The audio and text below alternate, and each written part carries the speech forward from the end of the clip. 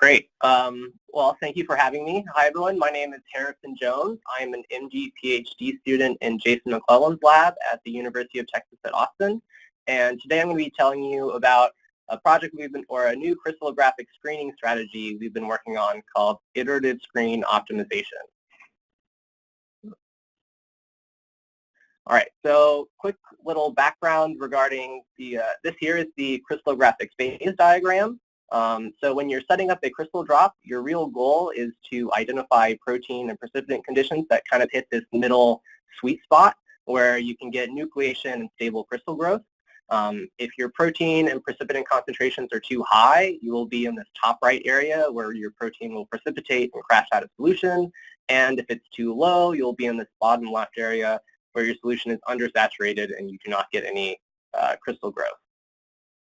A common method for crystallographic screening is called Sparse matrix screening, and this is where you can test 96 semi-random crystallization conditions, and you kind of pick a semi-random point on that crystallographic phase diagram for each condition and hope that one of them falls within that sweet spot and you're able to identify a crystal hit.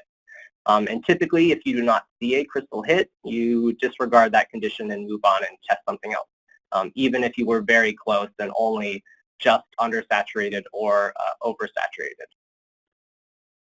Another method that people tend to use is called free interface diffusion, and this is where you can set up your protein and mother liquor on opposite ends of a capillary, and over time these two will diffuse and mix, and this gives you a much finer slicing of that chemical space and a greater chance of identifying a good crystallization hit. However, practically speaking, when it comes to isolating individual crystals for diffraction experiments, this can be quite tricky. So we set out with a collaborative project with FORMULATRIX to try to take advantage of both of these methods. And the general strategy that we used is to set up a new crystallization experiment. You can then incubate that for some period of time. We chose 5 days, and then evaluate your drops. You can then assign a user-based qualitative score based upon that visual inspection. So you can assign a score of clear, representing an undersaturated solution. You can assign a score saying that we did get a crystal hit, or a score indicating that your protein has precipitated and crashed out of solution. And then the real key is to then modify the precipitant concentration of each of the 96 conditions based upon that assigned score. And then you can dispense a new optimized crystallization screen using an automated liquid handler, such as the Formulator 15, and then repeat these steps multiple times for multiple iterations to try to get the most optimized crystallization screen. So we designed a new 16 ingredient crystallization screen to be compatible with the Formulator 16. It included a couple different pegs, MPD and isopropanol, a variety of additives and salts, as well as a couple different buffers to represent various pHs. We then generated our own 96-well crystallization screen, which we termed Sweet 16 because of the 16 ingredients, and we tried to cover as large an area of chemical space as we could without being redundant through the iteration process. We also chose 6 different test proteins to see how well our method worked at generating increasing number of crystal hits. We chose 3 proteins that are relatively common in the crystallization field, including catalase, concavalin A, and lysozyme.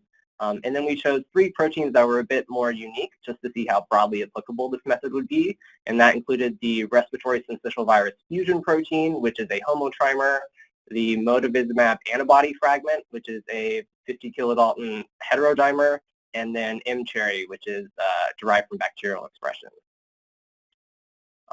When it comes to assigning our qualitative scores, we separated this into 4 different scoring categories.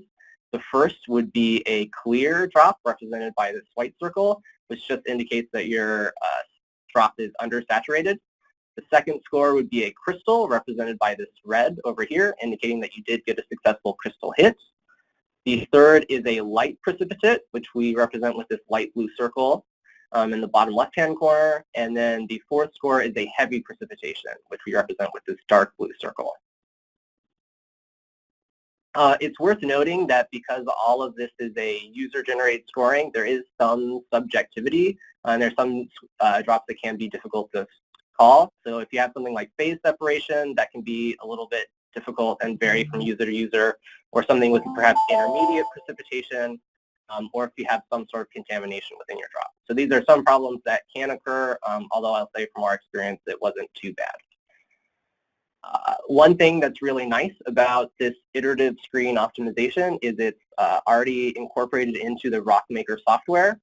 So when you are visually inspecting your drops within the RockMaker software, if you go to the scoring tab, there is a section of different scores for this ISO algorithm. So you can assign it a clear, crystal, fine precipitate, or heavy precipitate score.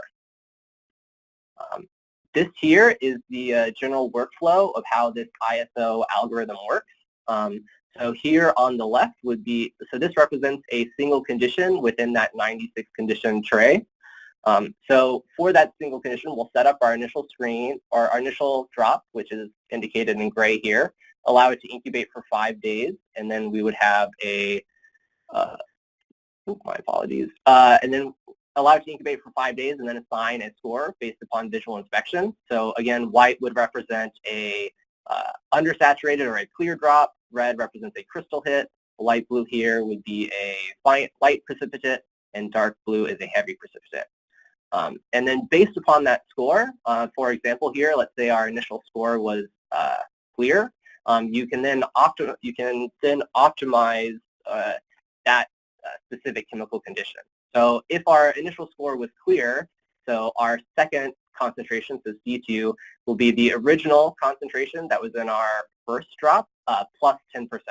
So really what we're saying, the algorithm here would say if the initial drop is a clear solution, then we'll increase the precipitant concentration by 10%, and then redo the whole process. Similarly, if we use, if our first score is a light precipitate, we can then drop our subsequent precipitant concentration by 10%.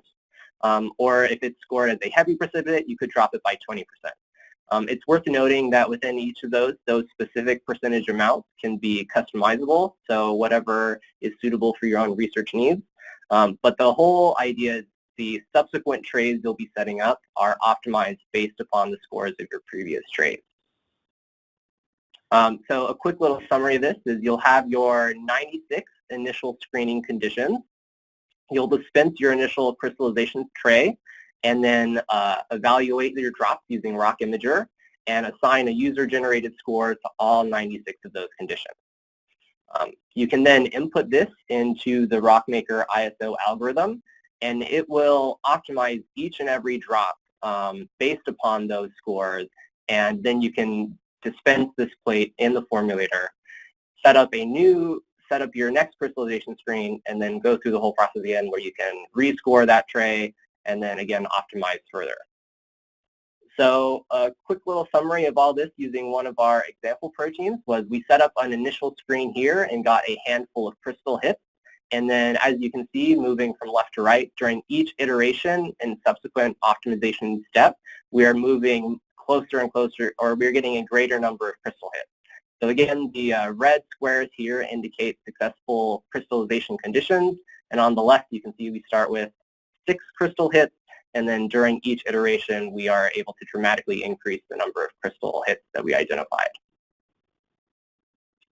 So our results for this, for our 3 different proteins, catalase, Con-A, and lysozyme, you can see as we move from left to right, so tray 1 through the iteration process to tray 4, within all 3 of these proteins, we saw an increasing number of successful crystallization conditions identified within our screen. It's worth noting that the y-axis is very different for each of these proteins, suggesting that some of them were more easy to crystallize than others, but the general trend held true that by using this ISO algorithm and iteratively optimizing our screens, we were able to identify increasing crystal hits for each protein. Similarly, if we look at this for the RSC fusion protein, the motivizumab Fab, and mCherry, we see a similar trend where, again, during the iteration process, we were able to identify increasing number of conditions that gave us successful crystals. And then lastly, one thing that was particularly useful about this method is within each target protein, we identified multiple crystal morphologies. So I'm sure many people here have experienced the situation where you get a beautiful looking crystal and then you take it to the synchrotron and put it up for diffraction, and it just doesn't diffract at all. And one of the key strengths of this method is if you can identify multiple crystal morphologies, you have a greater chance that you will have different crystallization space groups or different crystal packing that may just lead to different conditions and have a higher chance that something diffracts to high resolution, so you can get a good structure.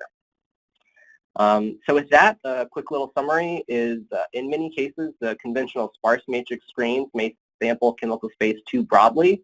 So you may be close to a crystallization condition, but if you're not right on it, you will skip that entirely. And then using computation and some modern liquid handling devices, we can now automate the process of generating some customized and high throughput crystallization screens. And then we can iteratively optimize these crystallization screens on a drop-by-drop basis to help maximize the number of crystal hits that can be obtained from a given set of stock reagents. And with that, I'd just like to say thank you to everyone in my lab, especially Jason, Colin, and Daniel Rapp for the help with this work, all the people at FORMULATRIX, and then Peter Kwong at the VRC. And I'd be happy to take any questions now or at the end of the talk.